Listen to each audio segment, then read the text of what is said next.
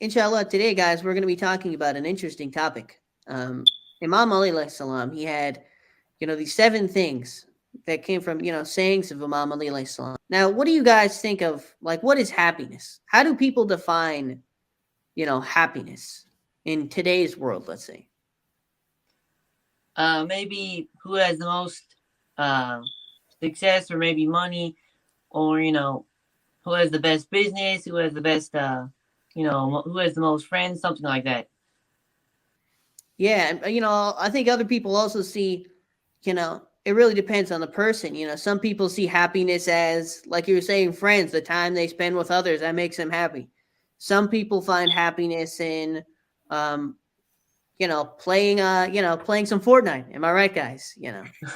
I see, some people, they play that, they become happy. So there's so many different, definitions of this. Some people find like happiness in, like, doing bad stuff, like listening to music and stuff, which we know, as Muslims, that that's haram to do. But hey, I guess, people find happiness in that. So there's so many different things. So we know that when Imam Ali alayhi salam says, like, happiness, when he, says that these are the seven rules to happiness, this is the true form of happiness, not the happiness is going to last us for, like, 30 minutes, or like something very temporary, but the true happiness. Yeah, like So, yeah, like Disneyland, right? They call it yeah, the happiest place on earth. Well, yeah, go there. The first time, it's like you might actually be like the at the most level happy when you go there. The second time, if you go there, it might not be as good, but the more times you go there, the less it's gonna really kind of fill you up with happiness. well, I personally vouch Disneyland is awesome. I mean, I went to Disneyland once, and there's just so many things to do there. There's so many different things. I think we only went to like half the place. Like, we went on, I think we went on like a Star Wars stuff, like a couple things, and then by the time it's already dark and you have to go home. Yeah, but I mean, still, if you go there, maybe the more you go there, the less you won't be as happy the 100th time if you go there as will be the first time. So that kind of diminishes. But even if you have like remembrance of Allah, that doesn't diminish whether you do it the first time or the 100th time. And Yeah, definitely. And also, you can also see, like, for roller coasters, like, obviously Disneyland has a couple rides, but like if you go in like other places, like I remember there was this place we went to.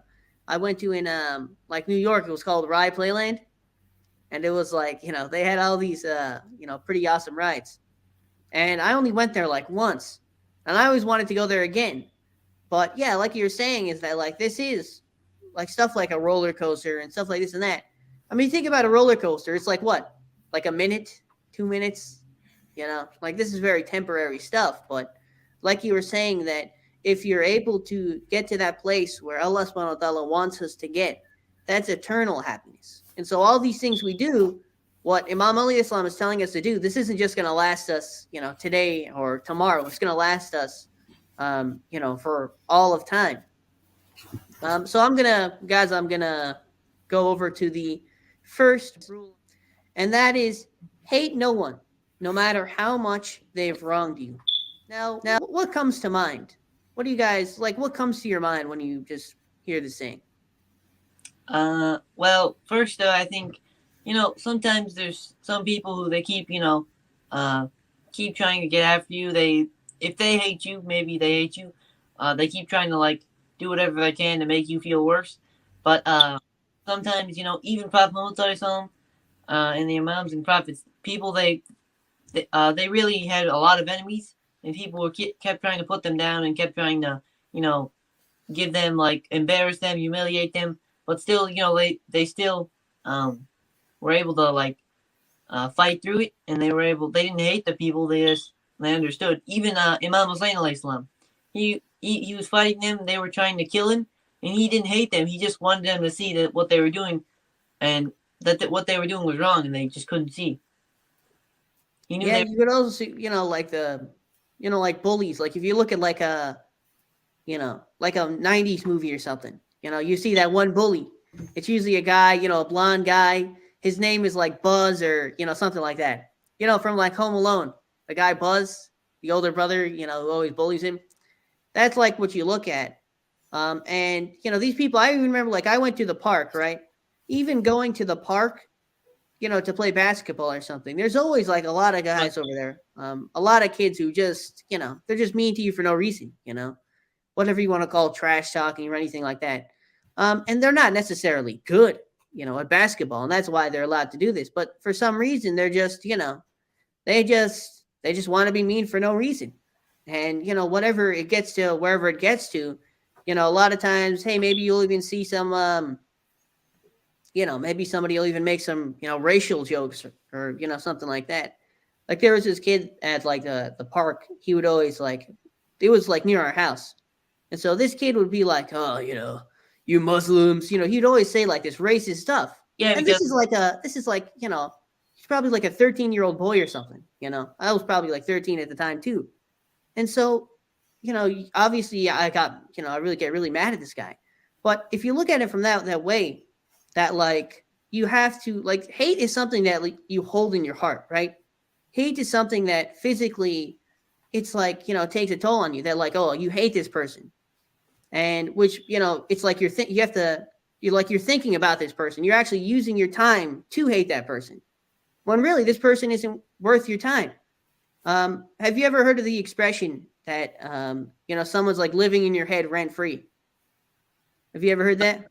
yeah, I've heard that. But also, you know, there's like sometimes you see like a movie and then the the main character or there's the protagonist and the antagonist. The one reason why he's there, he hates the guy so much because he did like one thing to him, or like he Yeah.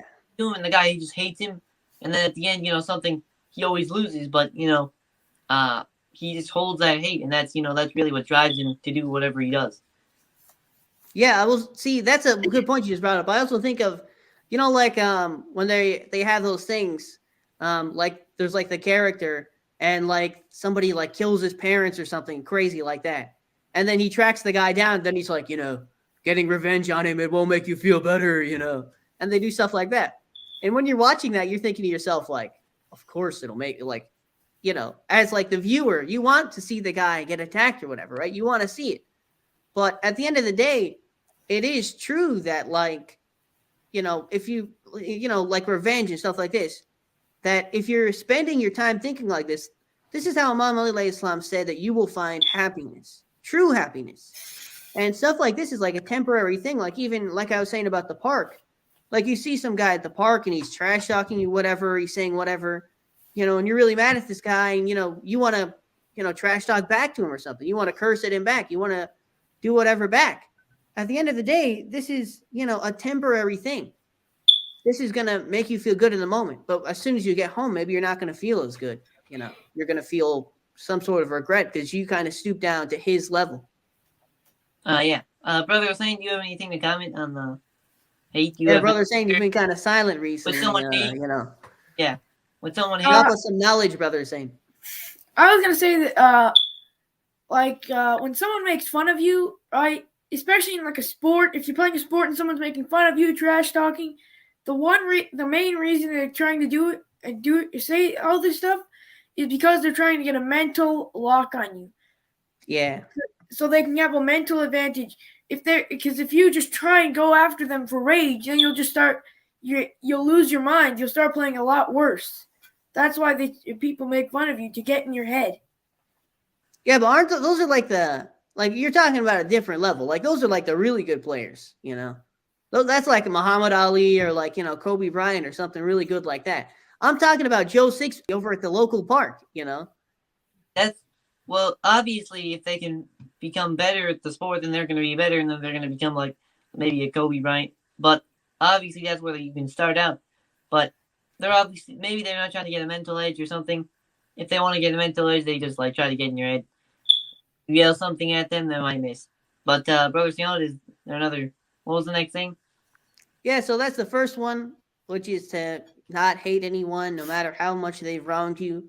Of course, it is, a very hard thing. Like we're talking about it as if it's like, simple guy at the park, this and that. But sometimes there are, really, really mean people in the world who, make you very upset. Yeah, I was going to bring up the example of Imam Ali Islam, of all the things that they did. They tried to like put him down and try to you know, obviously trying to bring him down and destroy his spirit, something like that. Yeah. They wanted to like show the people that this guy, he's not the person you should be following. So all of the people, he didn't hate them for that. I mean, sure, what they did was wrong, and they were, you know, enemies of Islam, but still, he didn't hate them. He couldn't fully he didn't hate them. He didn't hold in his heart against them. Yeah, Imam Ali or even Prophet Muhammad sallallahu. Imagine that after all these people, you know, when Prophet Muhammad sallallahu, when they came to, you know, Mecca, when they came to take Mecca, and you know, all of these people, he saw all of these people, all of the enemies of Islam who had, you know, fought against Prophet Muhammad sallallahu, who had, you know, even killed The Muslims. Yeah, tortured the Muslims, even, you know, killed some of Prophet Muhammad's relatives, you know, and they all, as soon as Prophet Muhammad was there, he, you know, they all asked him for forgiveness and he just let them all go without anything. So that's the level that we want to get to. Obviously, you know, we have to look at it from our perspectives, like we were talking about park and stuff like this, but these are the things that we can do.